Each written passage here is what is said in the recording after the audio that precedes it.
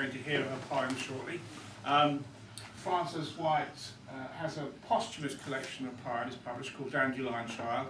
All proceeds go to the motor neurone disease charity because Frances died of that illness. But she was a Dodo regular for many years and a good friend as well. She was also someone who lived in southwest London, and she was influenced by the songs of Bob Dylan, the poems of Dylan Thomas, the Liverpool poets and Robert Frost. But she was an early, if you like, adapter of working with other women poets to put together anthologies of women poetry, and they published, together with Reeve Thomas, who's also a Dodo regular, by the way, for many years, the daughter of Dylan Thomas, and two other women, they published several anthologies of poetry under the series A Way with Words, A Ring of Words, and A Brush with Words. Frances' debut collection, Swiftscape, was published in 2016, I believe, and a very well received collection it was. So when we started performing at the King and Queen at the beginning of 2017, March 2017, Frances was one of our featured poets that evening, and we're very sorry that she won't be here with us in person, but we're delighted that two of Frances's close friends and, if you like, relatives, because one of them is her husband, Steve, are going to read from Dandelion Child. So would you please welcome Steve White and Camilla Reeve. Camilla is also the publisher of Dandelion Child. So we're delighted that you're able to hear work from this collection, which includes poems never published before, and some of the finest poems from the anthology she published during her life with Reeve Thomas and other women, and also, of course, from Swiftscape. So we look forward to hearing these poems. Here's the first track.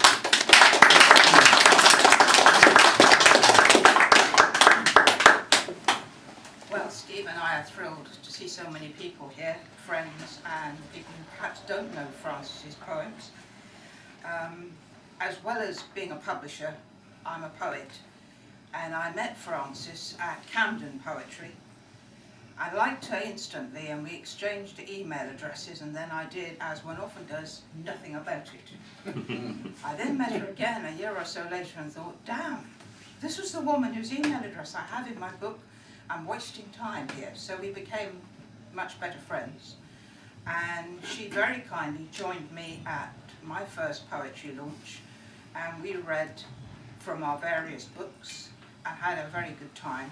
And after that, she kindly joined Palewell Poets, which was the thing I was running at the time. And it was there that I first heard the angel poems. You'll find them in this book.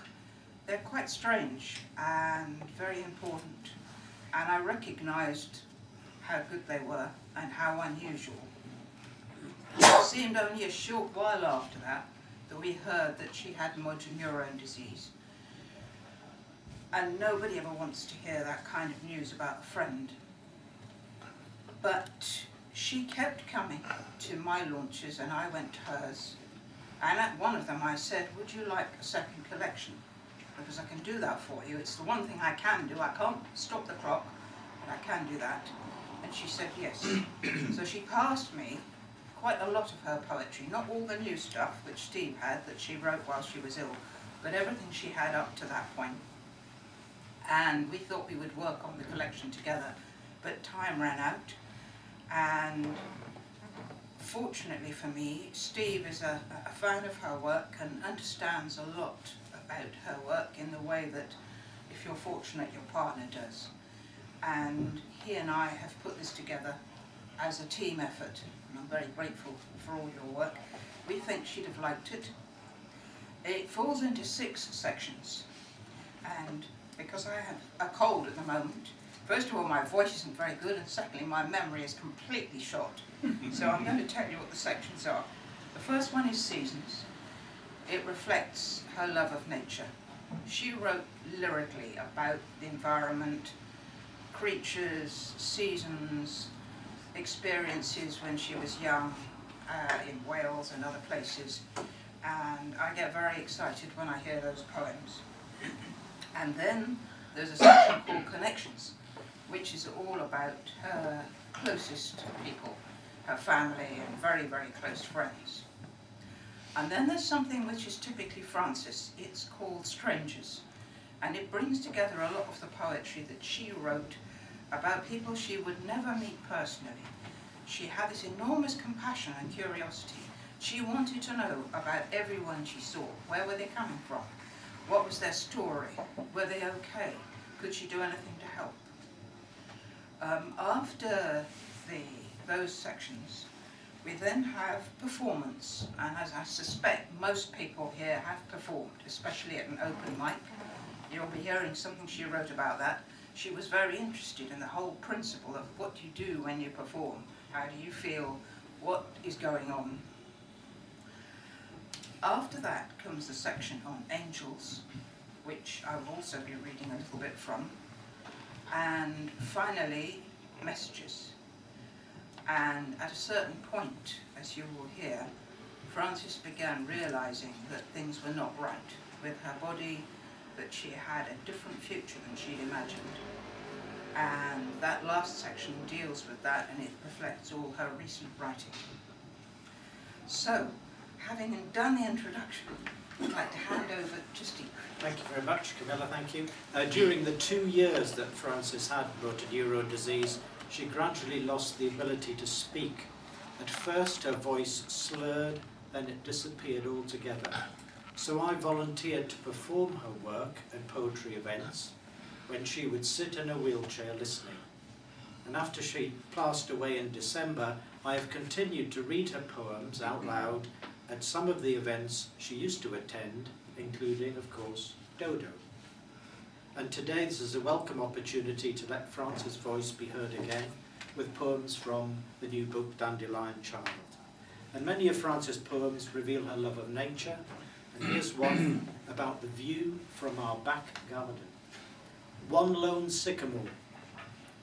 I watch one magpie on one lone sycamore, fanned out against the grey evening sky, in itself a world for different species.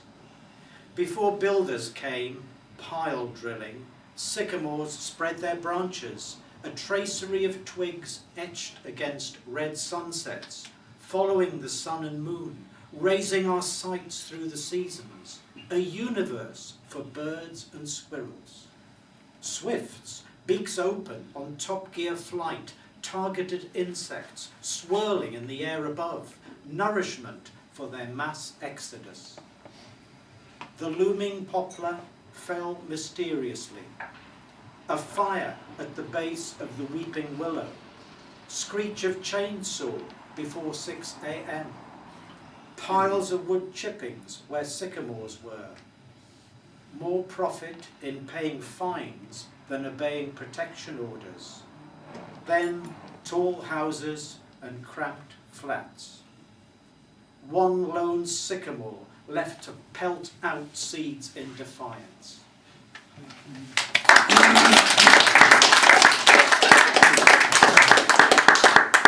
And this is a piece from the section on performance.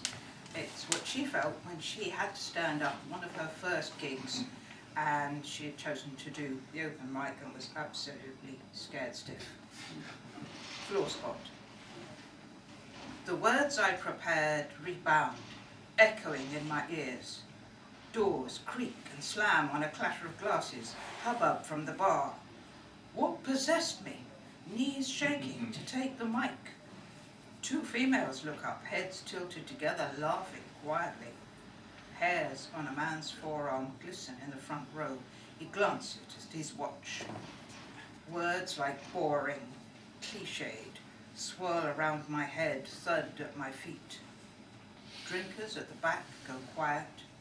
Eyes shine out in the dark, letting my voice unravel, stranger to stranger.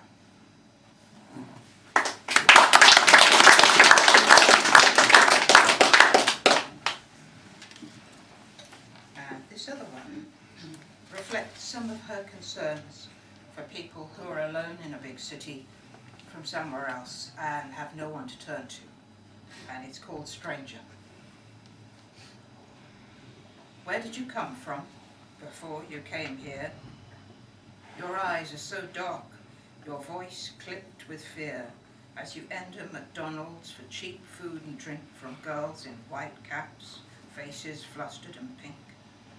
You sit by the window with cola and chips, eking them out, licking salt from your lips.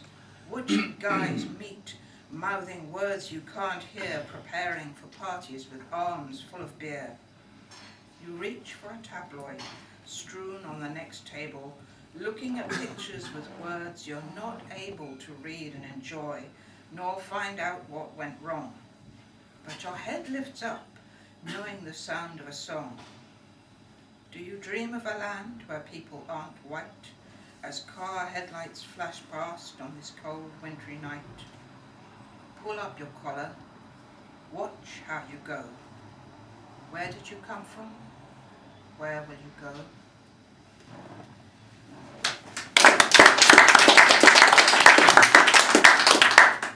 TV news reporters often ask victims of terrorist bombings, "How do you feel?" This made Frances cringe. She wrote this poem about the aftermath of an explosion on a tube train.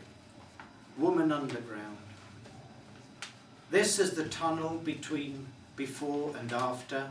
I am debris, blasted from my past, blinded into a yawning future. I'm here as a deposit on hold, my world in chaos ripped apart. And you ask if I feel violated? You can't see my memories twitch and shrivel. Your heart has not been opened by the blast. When you write your piece, make your words brief and grey as shell shock. Your hands are firm, while mine shake. Your voice is steady, mine dry and cracked. This news report will make good bedding. I do not recognize the other shadows lying here around the rib cage of this charnel, this tube to God knows where.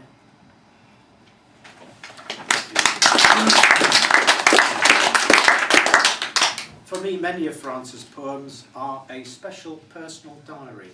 I remember when and why they were written, and they provide me with wonderful memories of our 45 years together. And here's one about our friend Ernest, a sheep farmer in Wales. It's called Wall Jumpers, and wall jumpers are sheep that have escaped from the adjoining farm, jumped over the dry stone wall into the wrong farm. Damn wall jumpers in top pasture!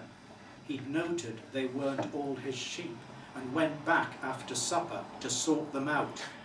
No moon, his boots sunk as he leant into the lower slopes behind the farmhouse. He climbed over gate and stile, calling, "Here, Meg!" The collie circled the perimeter, sniffing for treats of afterbirth. In the silence, new lambs were being born, steaming on the cold hillside. To survive or not, he wouldn't know till dawn, but now he was tracking trespassers. No sign till he reached a sheltered hollow by the last gate onto open fell and startled a band of ewes. They thundered in an avalanche over limestone rocks, the white outcrop just discernible.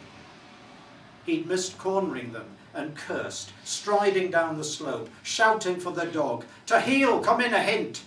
They bolted this way and that, frantic to escape the collie, as she darted through the dark and crouched, panting.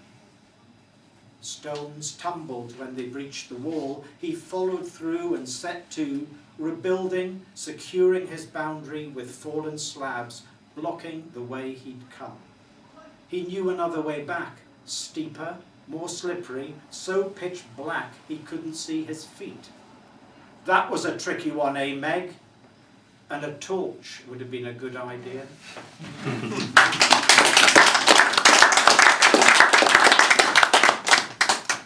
And the last poem in this part, it's Dandelion Child, the title of the book, and Frances reflects on growing up. Dandelion child, down the back alley, playing with boys in the dirt and gravel, laughing, shouting, shrieking in the sunshine, safe. between gardens, in quiet shadows, gathering brash, ragged blooms to fill jam jars in the kitchen. Lily-white adolescence, clean dresses, shy wonder at the willow herb towering where we walked by the railway track. A lull before hot summers, the rush of freedom, music in the air, wildflowers in our hair, and then the longing for red roses. Thank you.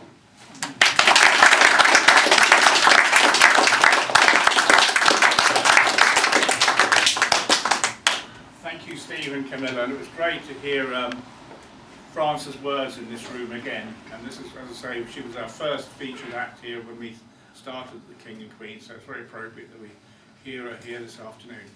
So thanks, and there'll be more in the second half. We're now